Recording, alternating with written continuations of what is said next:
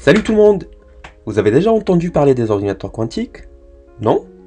C'est pas grave, on va vous expliquer tout ça de manière super ludique dans cette vidéo. Vous allez enfin comprendre comment ces machines fonctionnent et pourquoi ils sont considérés comme la prochaine révolution technologique. Prêt à découvrir l'univers de l'information quantique? C'est parti!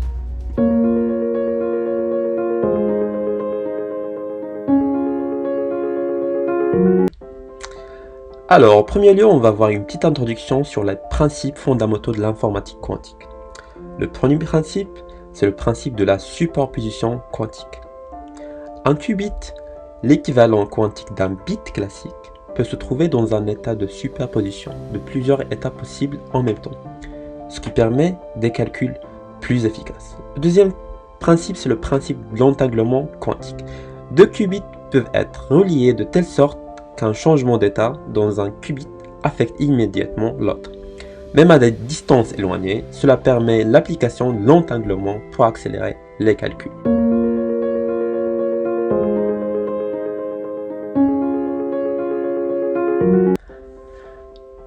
La première composante principale, c'est les qubits. Ce sont les unités de l'information quantique qui peuvent être utilisées pour encoder des données, et les qubits peuvent être implantés en utilisant des atomes, des ions, des électrons ou des photons comme des systèmes quantiques individuels. La deuxième composante, c'est les dispositifs de confinement. Ce sont les dispositifs utilisés pour isoler les qubits de leur environnement et pour minimiser l'interférence avec l'information stockée dans les qubits. La troisième composante, c'est les dispositifs de manipulation quantique. Ce sont les dispositifs utilisés pour effectuer des opérations sur les qubits. Ces dispositifs peuvent inclure des lasers pour effectuer des transitions d'énergie quantique, des impulsions d'électromagnétiques pour effectuer des rotations de phase, et des générateurs de tension pour effectuer des tensions de spin. La quatrième et la dernière composante, c'est les circuits quantiques. Les circuits utilisés pour effectuer des calculs quantiques sur les qubits. Ces circuits peuvent inclure des portes logiques quantiques, des réseaux d'entanglement et des régulateurs de phase.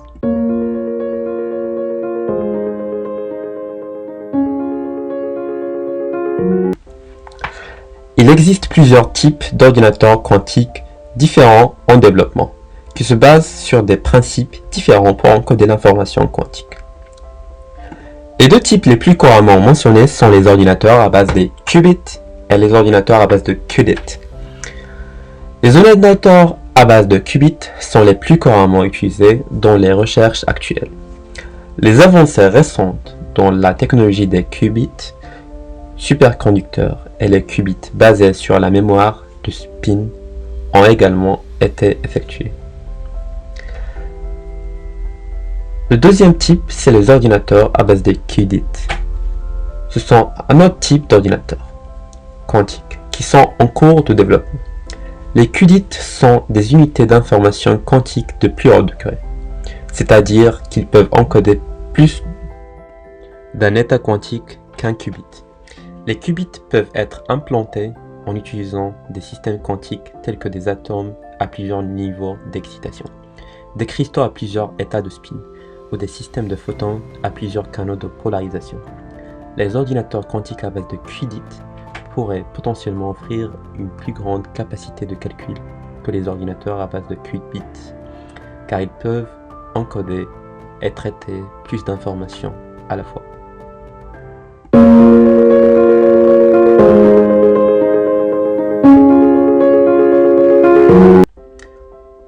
Le premier exemple d'utilisation des ordinateurs quantiques, c'est la cryptographie. Alors, les ordinateurs quantiques pourraient être utilisés pour briser les codes déchiffrement classiques, tels que le RSA ou l'AES, qui sont utilisés pour protéger les communications et les données sensibles. Les algorithmes de factorisation de nombres quantiques, tels que l'algorithme de Shor, pourraient être utilisés pour décomposer rapidement les nombres premiers utilisés pour générer les clés de chiffrement. Le deuxième exemple, c'est l'optimisation.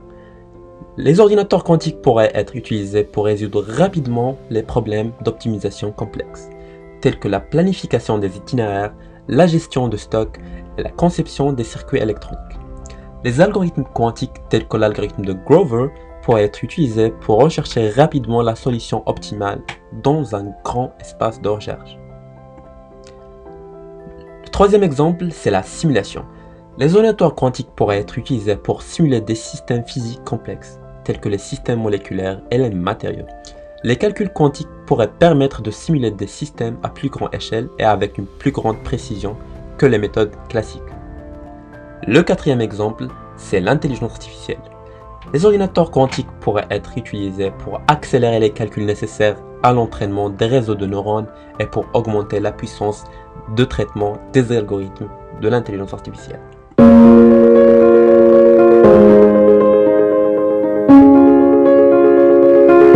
Alors il est difficile de dire quels sont les meilleurs ordinateurs quantiques, car cela dépend de l'application pour laquelle ils sont utilisés. Cependant, voici deux ordinateurs quantiques qui ont été largement utilisés et ont des performances remarquables. L'ordinateur quantique Google Sycamore. Il se distingue de plusieurs manières. Premièrement, performance. Google Sycamore, il a réussi à effectuer un calcul en 200 secondes qui aurait pris 10 000 ans pour un supercalculateur classique, ce qui est en fait l'un des ordinateurs quantiques les plus performants de l'industrie. Les nombres de qubits. Sycamore utilise des qubits à base de superconducteurs, qui sont considérés comme les qubits les plus stables et les plus fiables actuellement disponibles.